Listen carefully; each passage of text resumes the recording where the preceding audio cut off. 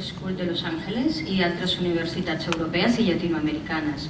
Observador internacional de diferents processos electorals: Sud-àfrica, Palestina, Bòsnia-Hercegovina, Timor Oriental, Perú, Guatemala.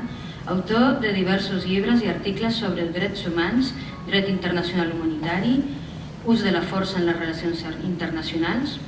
Coordina la Clínica de Drets Humans del programa Dret al Dret, així com el programa de doctorat en Dret i Ciències Polítiques de la Facultat de Dret de la Universitat de Barcelona. Benvingut, Jaume. Moltes gràcies, Erika. Bé, gràcies al CAPI i a la Fundació AXAT per la invitació a participar en aquest acte. Jo intentaré ser telegràfic perquè no hi ha gaire temps. El que se m'ha demanat és una panoràmica de l'estàndard europeu en matèria de drets de LGTB.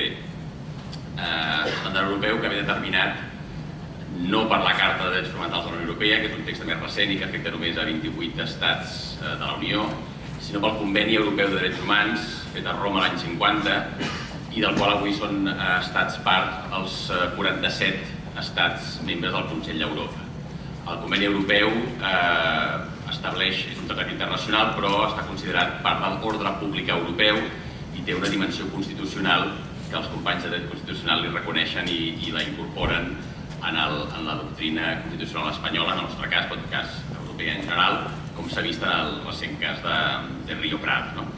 Aleshores, que és un tractat de l'any 50 i com no sorprendrà ningú, no hi ha cap referència a gais, lesbianes, transexuals, bisexuals en l'articulat. De fet, no hi ha cap referència a cap minoria en particular o a cap grup vulnerable en particular. Això s'ha estat, aquesta mancança, si voleu, ha quedat suplida per l'activisme, per la interpretació que ha fet el Tribunal Europeu de Drets Humans, que és l'òrgan jurisdiccional encarregat d'interpretar i aplicar aquest conveni, i que ho ha fet tant pel que fa a qüestions d'orientació sexual com d'identitat de gènere, les dues vessants del nostre tema, aplicant sobretot una interpretació sobretot extensiva, evolutiva, de l'article 8 del conveni, no només, però sobretot l'article 8 del conveni, que és el que reconeix el dret a la vida privada, a la vida familiar, al domicili i altres coses, tota la vida privada i familiar. També altres articles han estat rellevants, però aquest sobretot és el més important. Amb una petita diferència, en el cas de l'orientació sexual,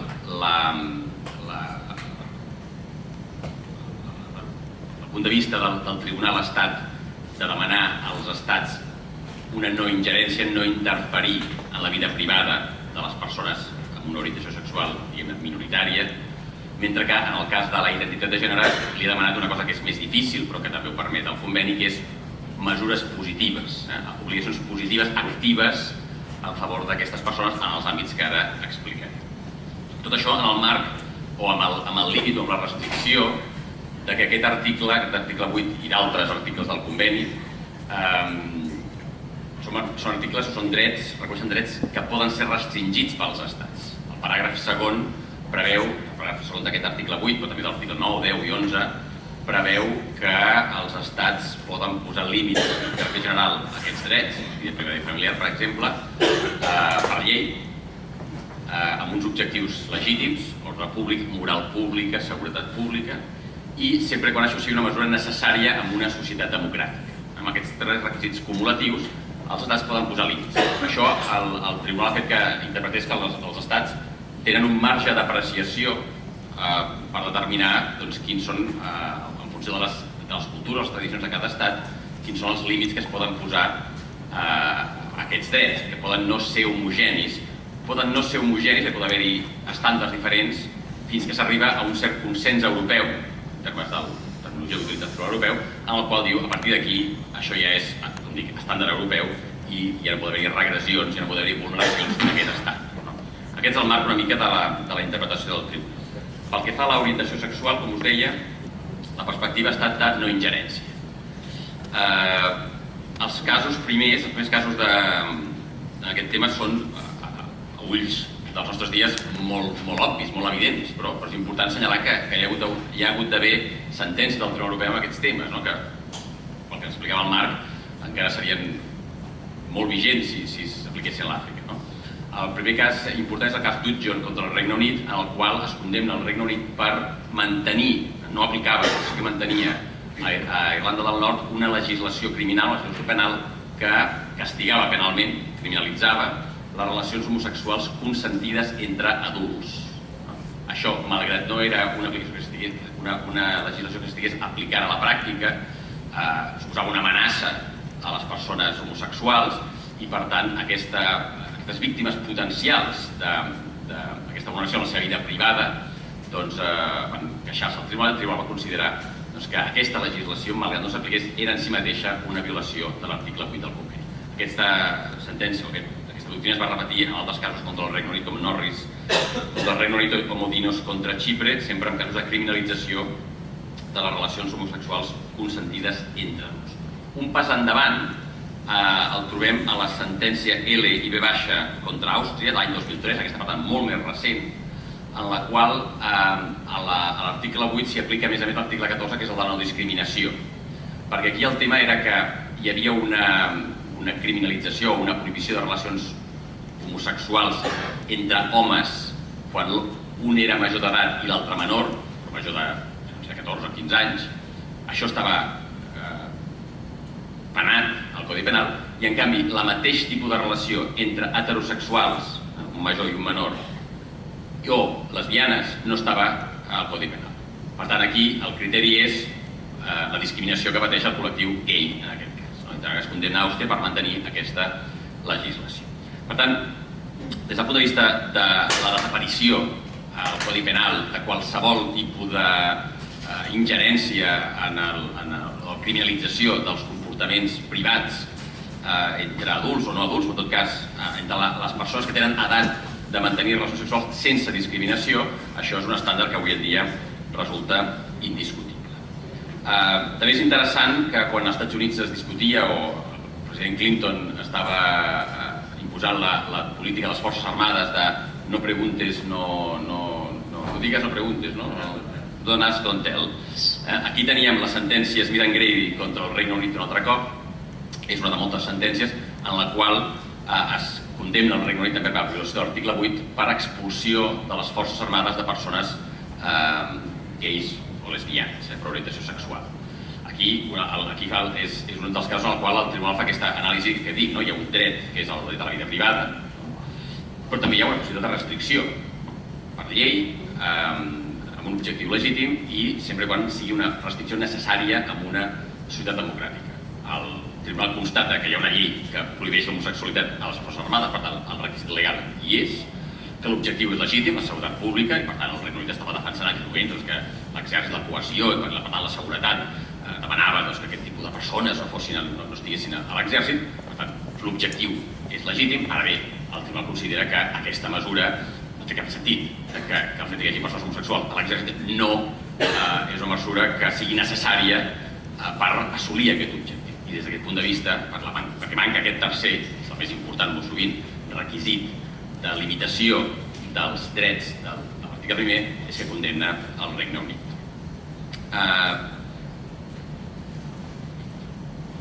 Un dels temes que ha estat més controvertit en el marc dels drets en relació a l'orientació sexual no és tant la vida privada, que he dit que és molt d'anar abstenint-se, no interferir, no ficar-se, com en la vessant de la vida familiar. La vida privada i familiar en realitat són dues. Moltes vegades el tribunal es tracta de forma indistinta, però tenen vessants diferents. I aquí hi ha casos, per exemple, l'embat d'Estevez contra Espanya, 2001, en què el tribunal considera, any 2001, tampoc és tan antiga, que les relacions homosexuals estables no equivalen a vida familiar i, per tant, dona la raó a l'Estat, que als anys 90 havia denegat la pensió de viudetat al demandant després que la seva parella, amb la qual no estava casada, perquè no hi havia la llei de matrimoni homosexual encara, però tenia una relació estable, doncs hagués mort. Per tant, estem en una situació que el dret no es reconeix un dret a la vida familiar en el marc de les relacions homosexuals.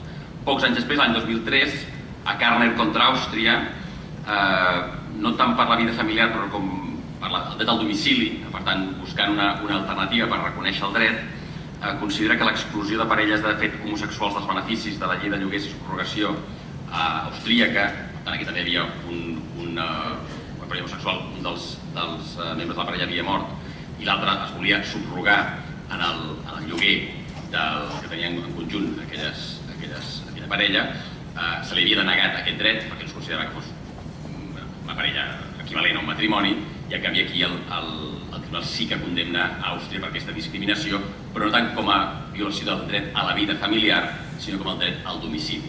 És el mateix article 8, però va per aquesta via. En realitat, el tribunal a dia d'avui havia tingut demandes, encara no ha reconegut un estàndard europeu de dret al matrimoni, que seria l'article 12 del conveni europeu.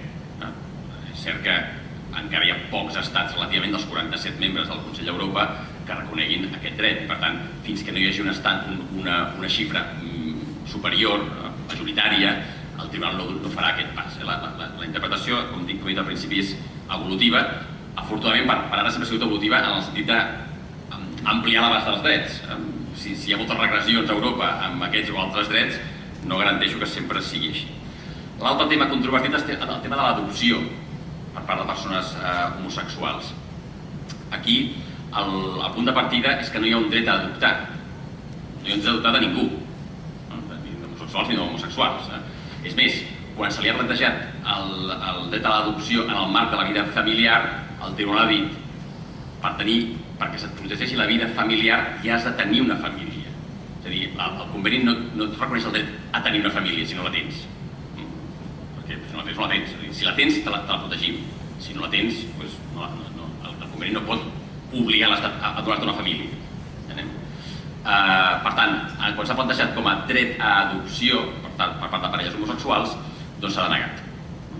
El cas més famós va ser Fete contra França l'any 2002. Però uns anys després, EB contra França de nou l'any 2008, per tant fa només 5 anys, canvia la tendència jurisprudencial i de nou, no tant per l'article 8 singularment o només per ell mateix, sinó acompanyat per l'article 14, no discriminació, condemna a França per discriminar a una dona lesbiana en un procés d'adopció. Perquè, tot i que era notòriament lesbiana perquè vivia en parella, ella planteja l'adopció de forma individual.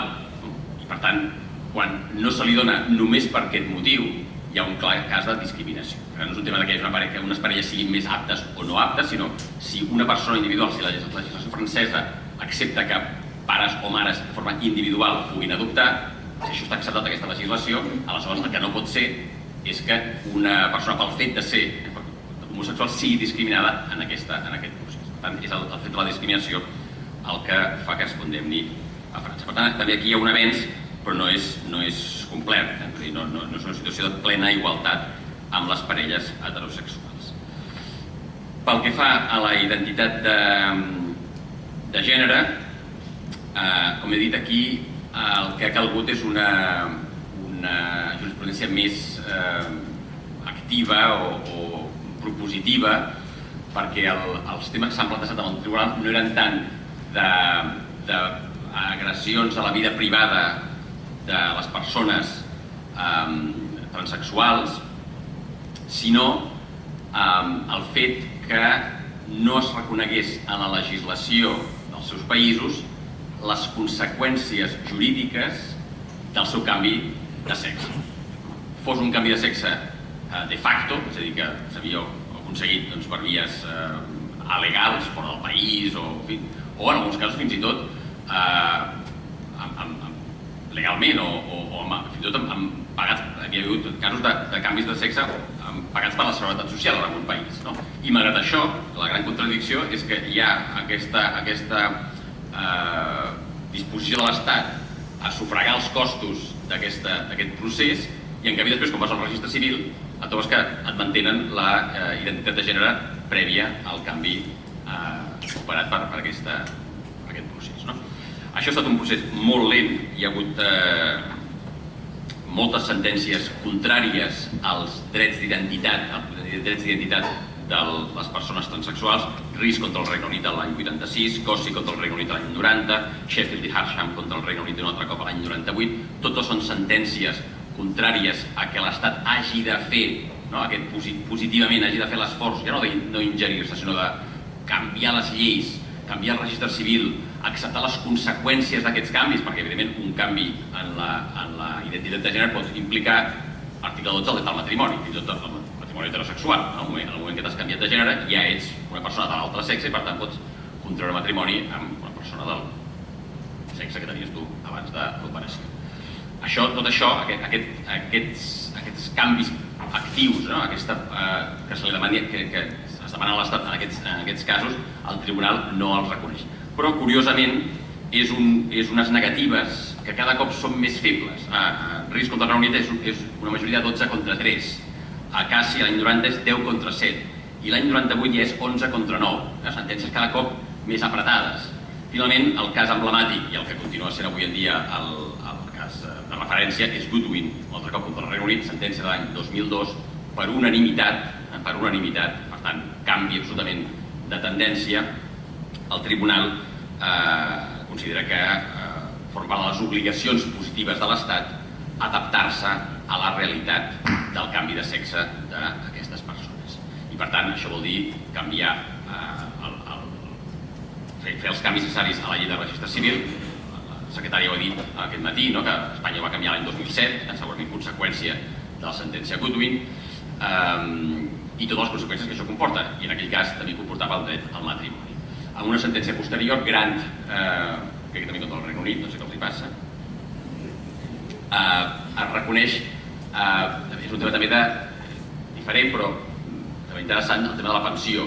Grant era un senyor que l'any 63 s'havia convertit en una dona i que quan demana la pensió de jubilació als 60 anys, que és la prevista en aquell moment per les dones, se li diu que s'ha d'esperar perquè fins als 65 anys no li toca. Per tant, aquí tenim un tema de discriminació, de no reconeixement de les conseqüències, en aquest cas laborals, en un àmbit en el qual el Tribunal al principi no té competències, perquè no és un tribunal de drets socials, sinó de drets civils, però en tot cas la conseqüència laboral d'aquest canvi de gènere. Hi ha altres qüestions també interessants fora de l'article 8, per exemple l'article en relació a la llibertat d'expressió, reunió, associació, s'ha dit però abans, aquestes manifestacions del dia de l'orgull gai o el tipus de manifestacions públiques a favor dels drets dels homosexuals, dels LGTB, que han estat prohibides, reprimides o amb certes excuses impedides a Rússia, a Polònia també. El Tribunal ha considerat que aquest tipus d'accions, encara que no fossin manifestament, no era només una prohibició burda, que hagués sigut fàcil de detectar, sinó mesures molt més subtils, com per exemple permetre una contramanifestació, donar facilitat a una contramanifestació que pot ser violenta, i no posar límits a la contramanifestació, i per tant això també s'ha considerat violació de l'article 11 en relació a la llibertat d'expressió, llibertat de reunió i manifestació, no tant dret de les col·lectiu LGTB, sinó de qualsevol col·lectiu de manifestar-se de forma pacífica, sense haver de patir per rebre amenaces o coaccions per part d'altres grups, i per tant obligació positiva de l'Estat de garantir, no només deixar fer, sinó garantir aquest dret de manifestació, en aquest cas per defensar els drets del col·lectiu LGTB. Aquest és el marc europeu, molt sintèticament.